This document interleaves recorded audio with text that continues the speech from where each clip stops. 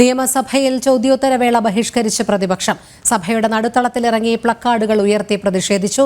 പ്രതിപക്ഷ നേതാവ് ആരെന്ന ചോദ്യമുയർത്തി speaker N Shamseer. സ്പീക്കറുടെ നിലപാട് അപക്വമെന്ന് പ്രതിപക്ഷ നേതാവ് വി.ഡി. സതീശൻ.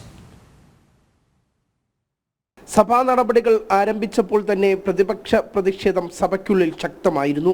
പിന്നെ പരസ്പരം കൊമ്പുകോർത്ത് സ്പീക്കറും പ്രതിപക്ഷ നേതാവും. പ്രതിപക്ഷ നേതാവ് ആരെന്ന ചോദ്യമുയർത്തി സ്പീക്കർ. ആരാണ് ഒരുപാട് ലീഡറുണ്ട് ഓപ്പോസിഷന്. ആരാണ് ഓപ്പോസിഷൻ ലീഡർ? ആരാ പറ.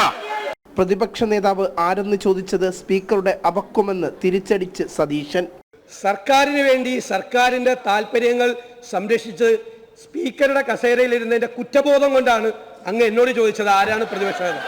സ്പീക്കറുടെ കസേരയിൽ ഇരുന്നുകൊണ്ട് അങ്ങ് പ്രതിപക്ഷ നേതാവ് ആരാണ് എന്ന് ചോദിച്ചത് അങ്ങയുടെ പക്വതയില്ലായ്മയാണ് തെളിയിക്കുന്നത് എന്ന് പറയേണ്ടി വന്നതിൽ എനിക്ക് ദുഃഖമുണ്ട്.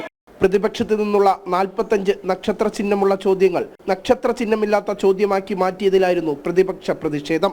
ഇതിൽ പ്രതിഷേധിച്ച് ചോദ്യോത്തരവേള ബഹിഷ്കരിച്ച് പ്രതിപക്ഷം സഭ വിട്ടിറങ്ങി. ജനം, തിരുവനന്തപുരം.